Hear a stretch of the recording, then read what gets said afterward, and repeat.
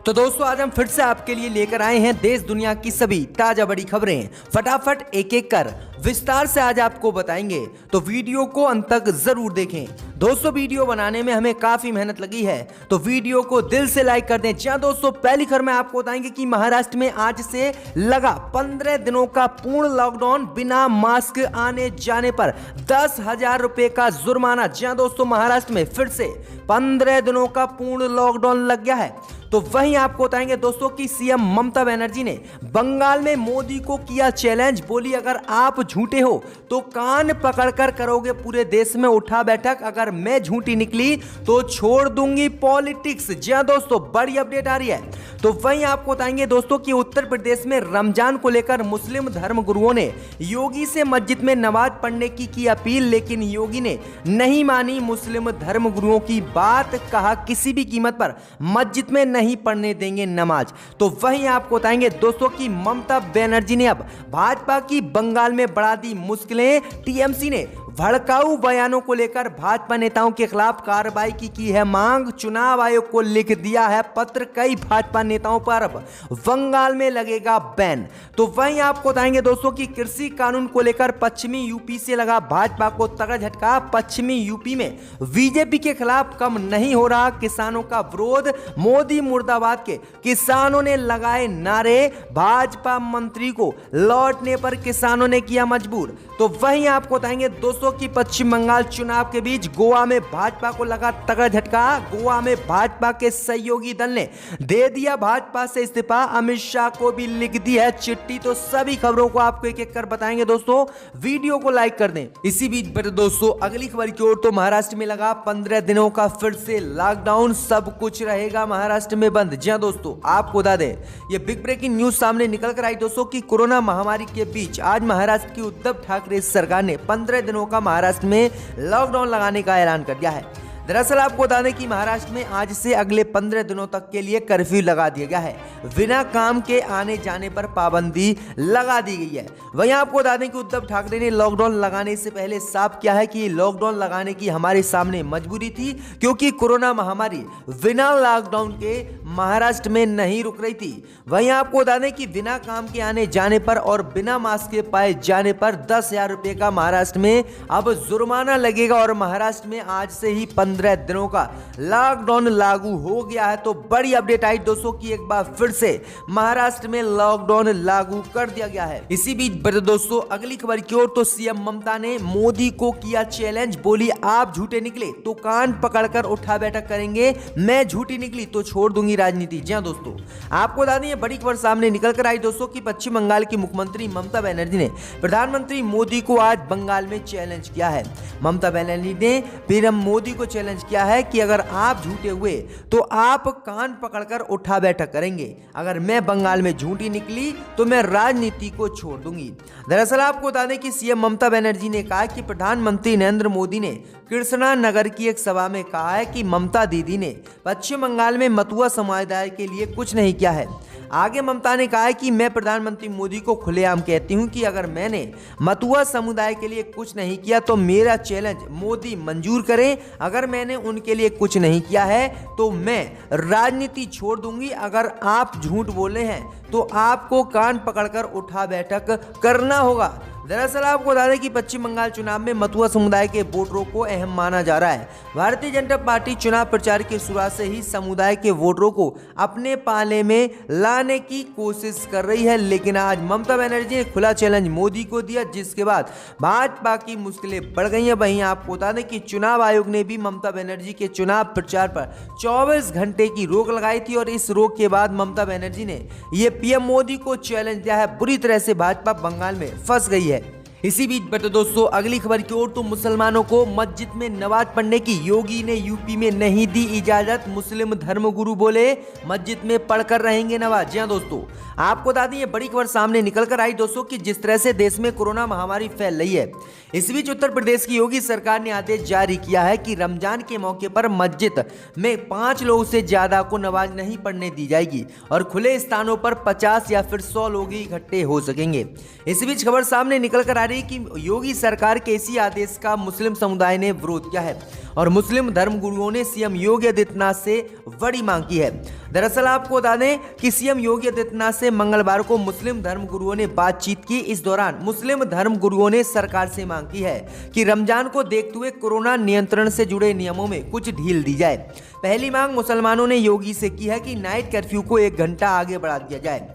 दूसरी मांग ये की है कि धार्मिक स्थलों में एक बार में 5 लोग के प्रवेश करने के नियम में ढील दी जाए, यानी मस्जिद में 5 की जगह 50 लोगों को नमाज पढ़ने की योगी सरकार इजाजत दे। लेकिन योगी सरकार ने साफ इनकार कर दिया है। योगी आदित्यनाथ ने कहा है कि कोरोना को खत्म करने के लिए आस्था को हम अपनी जिंदगी का ग्रहण नहीं बना सकते। आस्था बाद में होगी, नमाज बाद में पढ़ी जाएगी, पहले कोरोना महामारी को खत्म किया जाएगा। योगी आदित्यनाथ ने कहा है कि मस्जिद में सिर्फ 4 या 5 लोग ही नमाज पढ़ सकेंगे, 50 लोगों को किसी भी कीमत पर नमाज पढ़ने की इजाजत नहीं दी जाएगी। तो मुस्लिम धर्मगुरुओं की ये मांग योगी आदित्यनाथ ने ठुकरा दी है। इसी बीच बढ़ते दोस्तों अगली खबर की ओर, तो गोवा में भाजपा को लगा तगड़ा झटका। गोवा में भाजपा के सहयोगी दल ने छोड़ दिया साथ अमित शाह की बड़ी मुश्किलें। जी हां दोस्तों, आपको बता दें ये बड़ी खबर सामने निकल कर आई दोस्तों कि पश्चिम बंगाल चुनाव के बीच गोवा से आज भाजपा को तगड़ा झटका लगा है। गोवा में बीजेपी के सहयोगी दल गोवा फॉरवर्ड पार्टी ने भाजपा से बाहर निकलने का ऐलान कर दिया है और भाजपा से अपना समर्थन वापस ले लिया है, जिसके बाद भाजपा को तगड़ा झटका गोवा में चुनाव से पहले लगा है।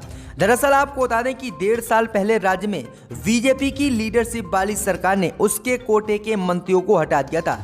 इसके बाद से ही दोनों दलों के बीच मतभेद चल रहे थे। अब गोवा फॉरवर्ड पार्टी ने राज्य की प्रमोद सावंत सरकार के एनडीए से बाहर निकलने का फैसला लिया है। पार्टी के मुखिया विजय सरदेसाई ने बताया है कि कार्यकारी समिति और पॉलिटिकल अफेयर्स कमेटी की बैठक के बाद ये फैसला लिया गया है और इस संबंध में गृह मंत्री अमित शाह को भी अवगत करा दिया गया है और गृह मंत्री अमित शाह को पार्टी ने अपना इस्तीफा भेज दिया है। तो ये बड़ी अपडेट आई दोस्तों कि पश्चिम बंगाल चुनाव के बीच गोवा से भी भाजपा को ये बड़ा झटका आज लगा है। इसी बीच बढ़ते दोस्तों अगली खबर की ओर, तो अब पश्चिम बंगाल में भाजपा की बड़ी मुश्किलें। टीएमसी ने भड़काऊ बयान को लेकर भाजपा नेताओं के खिलाफ किया केस दर्ज। चुनाव आयोग को पत्र लिखकर जेल में डालने की है मांग। जी हां दोस्तों, आपको बता दें ये बड़ी खबर सामने निकल कर आई दोस्तों कि पश्चिम बंगाल में ममता बनर्जी के 24 घंटे लगे चुनाव प्रचार वैन को लेकर भाजपा की मुश्किलें बढ़ गई हैं और अब टीएमसी चुनाव आयोग पहुंच गई है और टीएमसी ने चुनाव आयोग से जाकर भाजपा नेताओं की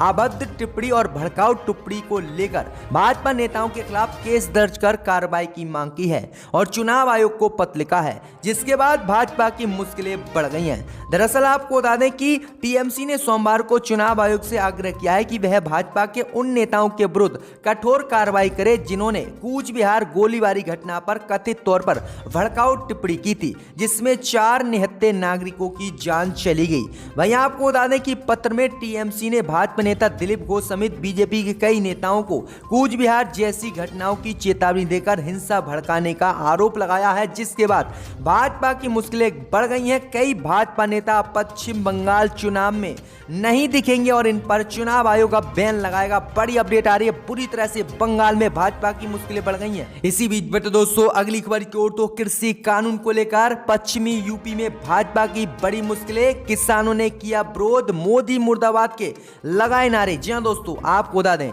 ये बड़ी खबर सामने निकल कर आई दोस्तों कि कृषि कानून को लेकर अब उत्तर प्रदेश में योगी सरकार की मुश्किलें बढ़ गई हैं। कृषि कानून को लेकर पश्चिमी यूपी में बीजेपी के खिलाफ विरोध कम होता नहीं दिख रहा है और किसानों ने मोदी सरकार का इस कदर विरोध किया है कि मोदी सरकार के मंत्री को वापस लौटना पड़ा और मजबूर होना पड़ा।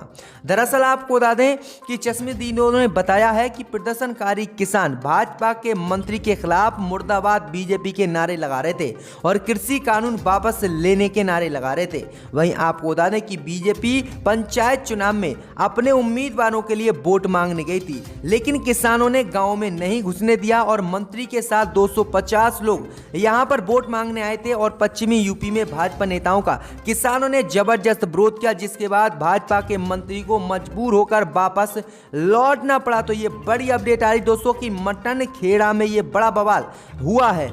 इसी बीच बटे दोस्तों अगली खबर की ओर, तो उत्तराखंड में बुरी तरह से घिरी भाजपा। कुंभ मेले ने पूरे देश में फैला दिया कोरोना, अब भाजपा के नेता जाएंगे जेल। जी हां दोस्तों, आपको बता दें कि कोरोना काल के बीच हरिद्वार में कुंभ मेला चल रहा है और लाखों श्रद्धालु गंगा में डुबकी लगाने के लिए यहां पर पहुंच रहे हैं। हालांकि बाकी वर्षों के मुकाबले इस बार यहां रौनक काफी कम है, फिर भी सोमवार को सोमवती अमावस्या के मौके पर लाखों श्रद्धालु कुंभ नगरी पहुंचे। कुंभ मेले को लेकर काफी आलोचना भी हो रही है और इस बीच सीएम तीरथ सिंह रावत ने एक बार फिर से अजीबोगरीब बयान दिया है। उन्होंने कहा है कि कुंभ की तुलना दिल्ली के मरकज से नहीं की जा सकती और गंगा मां के आशीर्वाद से यहां कोरोना नहीं फैलेगा। सीएम रावत ने कहा है कि कुंभ में मां गंगा की कृपा से कोरोना नहीं फैल सकता। उन्होंने कहा है कि कुंभ की तुलना तबलीगी जमात और मरकज से नहीं करनी चाहिए, क्योंकि मरकज ने देश में कोरोना फैलाया था लेकिन कुंभ से कोरोना नहीं फैला है। जबकि 102 श्रद्धालु और बाबा कल कुंभ मेला में कोरोना से संक्रमित पाए गए हैं, तो किस तरह से भाजपा अब भी जो है कुंभ की तुलना मरकज से नहीं कर रही है। इसी बीच बटे दोस्तों अगली खबर की ओर, तो उत्तर प्रदेश में योगी के दफ्तर में कर्मचारी मिले पॉजिटिव, सीएम योगी ने खुद को किया आइसोलेट। जी दोस्तों, आपको बता दें कि उत्तर प्रदेश में योगी आदित्यनाथ को भी कोरोना हो सकता है, जिसको लेकर भाजपा की मुश्किलें बढ़ गई हैं। दरअसल आपको बता दें कि देश में एक बार फिर कोरोना महामारी फैल रही है, इसी लेकर कई राज्यों ने कोरोना की नई गाइडलाइन जारी की है। उत्तर प्रदेश में भी कोरोना के केसों में लगातार इजाफा हो रहा है। इस बीच यूपी के सीएम दफ्तर से एक बड़ी खबर सामने आई है। सीएम दफ्तर के कुछ अफसर कोरोना संक्रमित उत्तर प्रदेश में पाए गए हैं। इस पर मुख्यमंत्री योगी आदित्यनाथ ने खुद को आइसोलेट कर लिया है। इसकी जानकारी खुद सीएम योगी आदित्यनाथ ने ट्वीट कर दी है। वहीं उम्मीद जताई जा रही कि उत्तर प्रदेश में योगी आदित्यनाथ को भी कोरोना हो सकता है। योगी के कुछ अफसर कोरोना पॉजिटिव पाए गए हैं और योगी आदित्यनाथ उनके संपर्क में भी आए हैं। तो बड़ी अपडेट आ रही है, बुरी तरह से भाजपा की मुश्किलें बढ़ गई हैं। यूपी में योगी आदित्यनाथ को कोरोना हो सकता है, भाजपा फंसती हुई दिख रही है दोस्तों।